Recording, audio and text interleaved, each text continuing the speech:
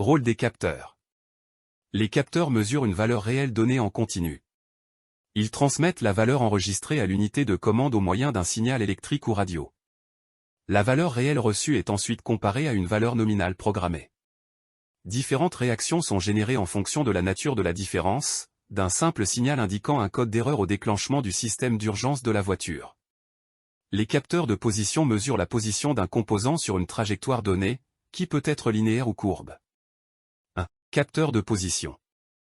Les capteurs de position linéaire se trouvent sur l'indicateur de niveau de remplissage du réservoir d'essence, d'huile de moteur ou de liquide DEF. Les capteurs de position pour trajectoire courbe sont aussi appelés capteurs d'angle. Ils enregistrent la position du vilebrequin ou de l'angle de braquage. Les capteurs à ultrasons ou à radar installés dans le pare-choc sont aussi des capteurs de position. 2. Capteurs tachymétriques. Les capteurs tachymétriques mesurent la vitesse de rotation d'un élément. Ceci est particulièrement utilisé au niveau du moteur. La vitesse de rotation du vilebrequin et de l'arbre à cames est extrêmement importante pour le contrôle du moteur et doit donc être mesurée en permanence. Les capteurs ABS sont tout aussi importants car ils vérifient que la roue tourne bien et sa vitesse de rotation. Le capteur ABS est un exemple type de capteur simple mais efficace. Il est essentiellement constitué d'un petit électroaimant installé près d'un disque perforé. Tant que l'unité de commande reçoit une fréquence continue de champ magnétique, le capteur sait qu'une roue est en rotation. L'ABS simple fut développé pour devenir un ESP encore plus efficace il y a une vingtaine d'années et les capteurs ont suivi cette tendance. 3. Capteurs d'accélération. Les capteurs d'accélération sont particulièrement importants pour la sécurité passive. Lorsque la voiture accélère, les tensionneurs de ceinture de sécurité ainsi que les airbags se mettent en position, alarme. La suspension entière se règle en fonction des changements dans les conditions de conduite. 4. Capteurs de pression. Les capteurs de pression mesurent la performance des gaz et des liquides. Ils transmettent la pression réelle des pressions à l'unité de commande dans les systèmes suivants. Conduite de carburant. Conduite de frein. Tuyau d'admission. Air conditionné. Pression hydraulique de la direction assistée. Pression des pneus. La surveillance en continu de la pression dans ces systèmes est très importante.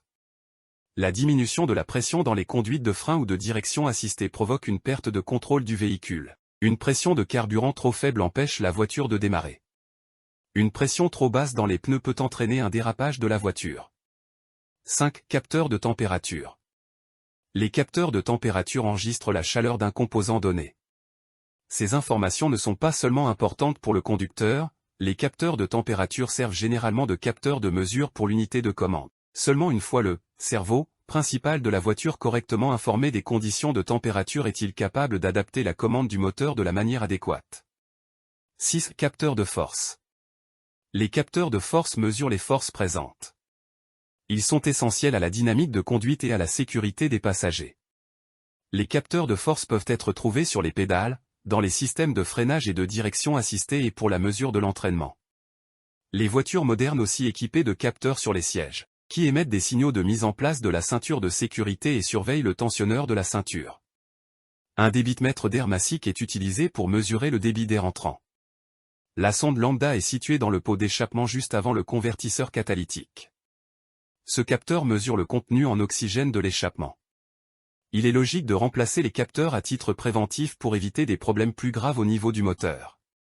Ceci est applicable par exemple au capteur de température du radiateur. S'il est remplacé en même temps que l'échangeur de chaleur ou que le ventilateur du radiateur, permet au ventilateur de fonctionner de manière fiable.